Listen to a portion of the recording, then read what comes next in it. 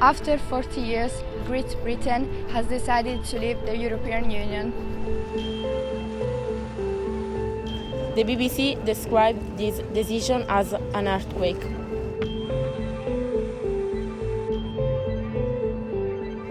The Financial Times referred to it as a political and financial storm.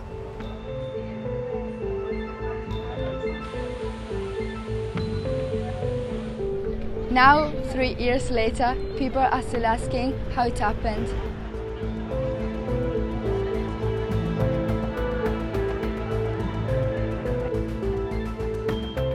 We have been in BBC in Birmingham to talk to Rashford, BBC senior journalist producer.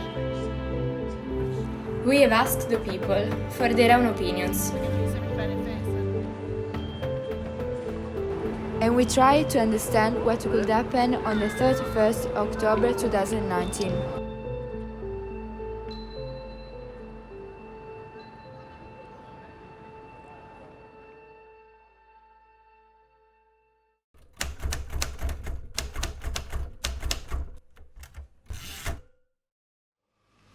Europe can only be united by the heartfelt wish and vehement expression of the great majority of all the peoples, in all the parties, in all the freedom-loving countries, no matter where they dwell or how they vote.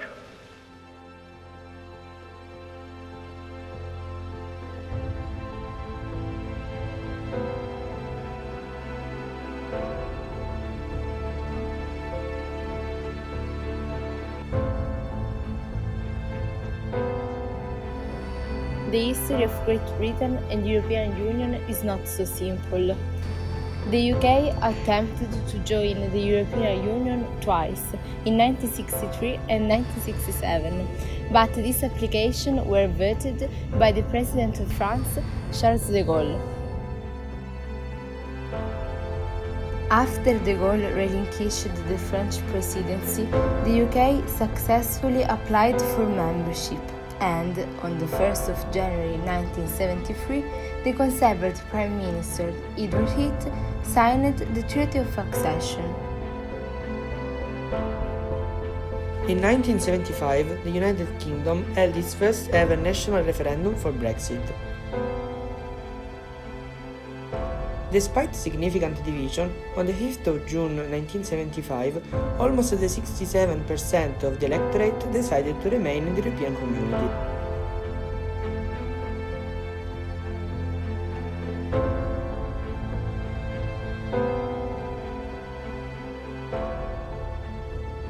Therefore, in 1975, the British people have been called to decide on the future of their country.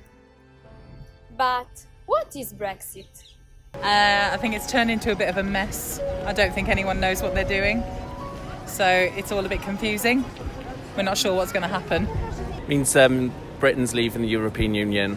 I think it's the most stupid idea ever. Brexit is actually isolating UK from the European Union. That's what I believe. Brexit is short for the British exit from the EU, from the European Union. So it was a referendum that was voted on in 2016, and 3 years later the debate is still raging on because the British exit is actually taking some time to get a withdrawal agreement put into place because there are red lines with negotiations. The European Union wants a particular situation with the Northern Ireland backstop to be agreed before we go any further. So we've hit a bit of a wall on Brexit at the moment, but that's actually, in a nutshell, what it is. Okay.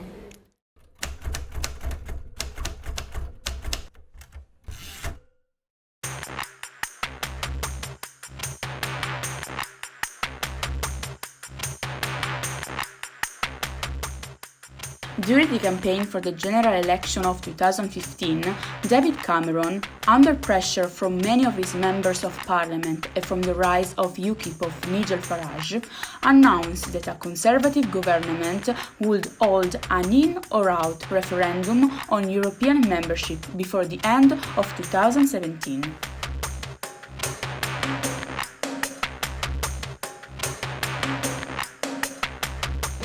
party won the election. Cameron favored remaining in a reformed European Union and renegotiate on 4 key points. Protection of the single market for non-Eurozone countries. Reduction of bureaucratic obstacles. Exempting Britain from ever closer union. Restricting immigration from the rest of the European Union. The outcome of the negotiations was announced in February 2016 and in the same month David Cameron announced the referendum for the 23rd of June 2016. 3 years ago, I committed to the British people that I would renegotiate our position in the European Union and hold an in-out referendum. Now I am delivering on that commitment. You will decide, and whatever your decision, I will do my best to deliver it. The question was simple. People had to choose if they wanted to remain or to leave the European Union. The 72% of British citizens took part in the referendum. The result, announced on the morning of 24th of June 2016, showed a very small majority. The total number of votes cast in favour of Remain was 16,141,241. The total number of votes cast in favour of Leave was 17,410,742.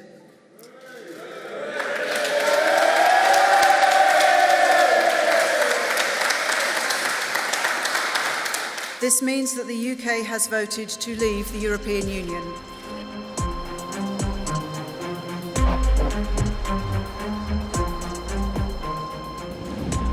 Geographically, London and Scotland were the strongest supporters of staying in the European Union, while in other parts of the country there was a very strong ambivalence.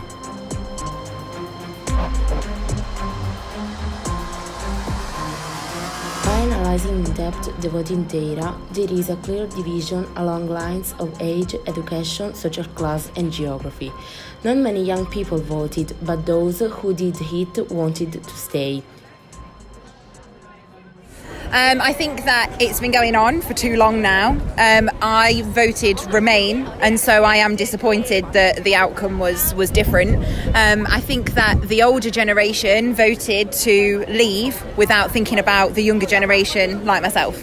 I think most of our generation, because I'm 18, disagree with it. I actually think we shouldn't leave because we're stronger together. But then again, some people believe that we should just be our own country. Honestly, I think Brexit is a bit of a mess. There's just lots of change and there's been loads of communication issues between the public and the government. So I think it's been really poorly handled and it's not great for anybody. I believe in Brexit. I believe that we are a nation that can maintain our economic structure. We can overcome any problems. We didn't belong to a society that has become a government as such. Europe doesn't care about Britain. It cares about Germany, France, and its own. I think it's a ridiculous idea.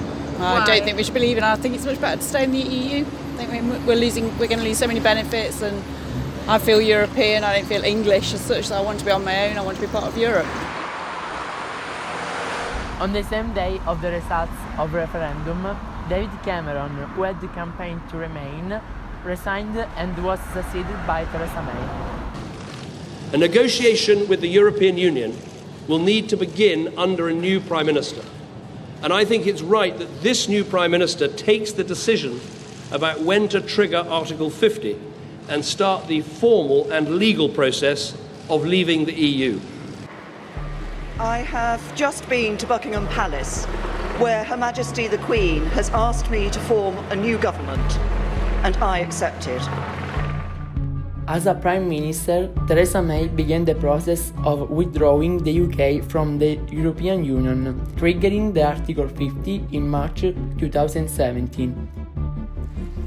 A few minutes ago in Brussels, the United Kingdom's permanent representative to the EU handed a letter to the President of the European Council on my behalf, confirming the government's decision to invoke Article 50 of the Treaty on European Union. The Article 50 process is now underway, and in accordance with the wishes of the British people, the United Kingdom is leaving the European Union. This is an historic moment from which there can be no turning back. In spite of her proposals for the future of her country, in the following months, Theresa May lost of an overall majority and she had to support a minority government.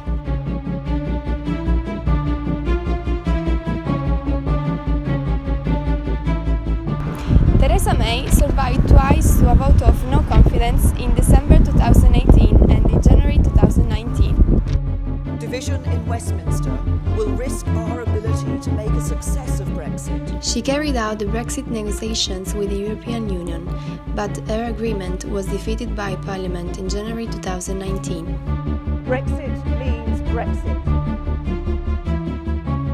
After some months, Theresa May announced a revised deal, but this was defeated in Parliament.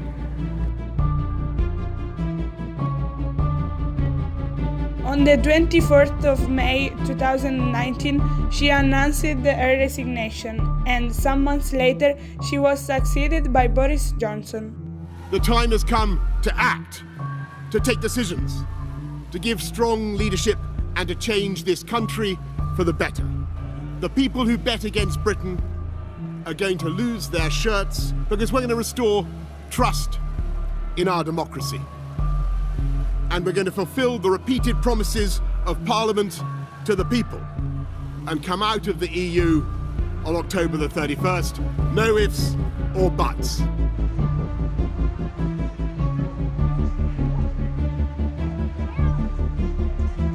So Boris Johnson thinks that the UK will leave the European Union with or without a deal. If there's a no-deal Brexit, it could be catastrophic. It could be really, really bad. None of us are really very clear about what exactly is going to happen, because leaving without a deal means that there may be a hard border in Northern Ireland, because obviously the Republic of Ireland is a European Union nation. They are not going to be leaving the European Union anytime soon. Northern Ireland is a British province, therefore there's a border, and that border presents a problem because obviously there were a lot of troubles in Northern Ireland over many, many years.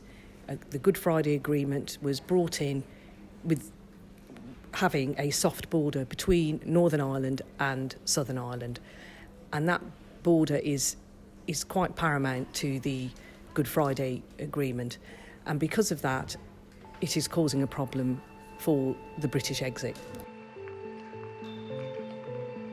The problem of borders does not only concern the closest countries to the United Kingdom, but also all the European Union ones. Indeed, Europe could force the United Kingdom to close the single market and the Schengen area. In practice, British citizens may need a passport to be able to circulate to the member countries of the European Union and vice versa. Furthermore, some multinationals may decide to relocate offices and employees in different countries. In short, there may be both political and financial consequences. Travel's already very difficult. We normally go on holiday to Portugal, and So it will be more difficult. yeah, it's very much more expensive for us to go abroad now. It will be a disaster. Anyone who works in the car industry will lose their jobs. There will be massive job losses, I'm convinced of it. You would think it's going to limit opportunities for young people going forward. It means that if they get rid of freedom of movement, then it limits your options for working and living. If you want to go into Europe or you want to move to the UK, etc. So it's quite bad in that sense. Trade is going to be so expensive between us and Europe, the rest of Europe, it's going to be a nightmare.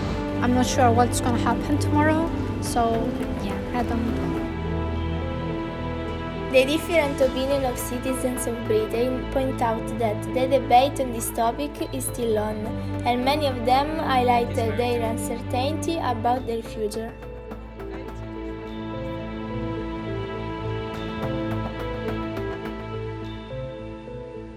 October the 31st is approaching, and it seems that everything is still to be defined. What is certain is that we are facing an epochal turning point for the future of the United Kingdom, Europe, and the whole world.